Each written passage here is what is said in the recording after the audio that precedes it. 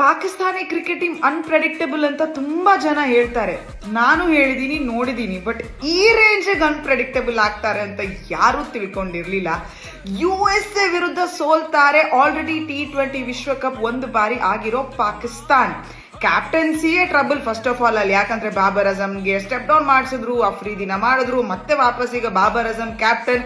Team ಒಳಗಡೆನೆ ಏನೆಲ್ಲ ಗೊಂದಲಗಳು. ಬಟ್ USA ಅಂತ ಅಸೋಸಿಯೇಟ್ ಟೀಮ್ ವಿರುದ್ಧ ನೀವು USA ಅಲ್ಲೇ ಸೋಲ್ತೀರಾ ಅಂತ ಹೇಳಿದ್ರೆ ಇಮ್ಯಾಜಿನ್ USA ಪ್ರಜೆಗಳು ಇವತ್ತು ಎಷ್ಟು ಸಂತುಷ್ಟರಾಗಿರ್ತಾರೆ. ಕ್ರಿಕೆಟ್ ಅಂದ್ರೇನೆ ಜಾಸ್ತಿ ಏನು ಅಂತ ಗೊತ್ತಿಲ್ಲ USA ಅವ್ರಿಗೆ.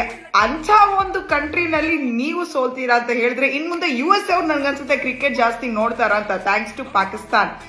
ಫಿಟ್ನೆಸ್ ಬಗ್ಗೆ ಇಶ್ಯೂಸ್ ಬರ್ತಾನೆ ಇದೆ, ಹೌದು. ಅಂಡ್ ಬಾಡಿ ಶೇಮಿಂಗ್ ಖಂಡಿತವಾಗ್ಲೂ ಅಲ್ವೇ ಅಲ್ಲ. ಬಟ್ ಅಜಾಮ್ ಖಾನ್ ನ ಯಾವ ಬೇಸಿಸ್ ನಲ್ಲಿ ಪ್ಲೇಯಿಂಗ್ ಏನೆಲ್ಲ ತಗೊಂತಾ ಇದಾರೆ ನನಗೆ ಇನ್ನೂ ಗೊತ್ತಾಗ್ತಾ ಇಲ್ಲ. ಯಾಕಂದ್ರೆ T20 ಅಲ್ಲಿ ಏನಿಲ್ಲ ಅಂದ್ರೂ ರನ್ನಿಂಗ್ ಬಿಟ್ವೀನ್ ದ ವಿಕೆಟ್ಸ್ ಗೆ ಕ್ವಿಕ್ ಆಗಿರ್ಬೇಕು. ಬಟ್ ಆ ಕೆಪಾಸಿಟಿನೇ ಇದೆಯಾ ಅಜಾಮ್ ಖಾನ್ಗೆ? ದೊಡ್ಡ ಕ್ವೆಶ್ಚನ್ ಮಾರ್ಕ್. ಖಂಡಿತ ಪಾಕಿಸ್ತಾನ್ ಕ್ಯಾಂಪ್ ನಲ್ಲಿ ಇವಾಗ ರಕ್ತ ಬಿಸಿ ಬಿಸಿಯಾಗಿ ಕುದೀತಾ ಇರುತ್ತೆ. 9th ಇಂಡಿಯಾ ವಿರುದ್ಧ ಆಡ್ಬೇಕು ಪಾಕಿಸ್ತಾನ್. ನಾನೀಗ ಈ ಮ್ಯಾಚ್ ಕಾಯ್ತೀನಿ. ನೋಡೋಣ, ಈ ಪೇಸ್ ಅಟ್ಯಾಕ್ ಅಂತ ಕರೀತಾರಲ್ಲ, ನಮ್ ವಿರುದ್ಧ ಏನ್ ಮಾಡ್ತಾರೆ ನೋಡೋಣ.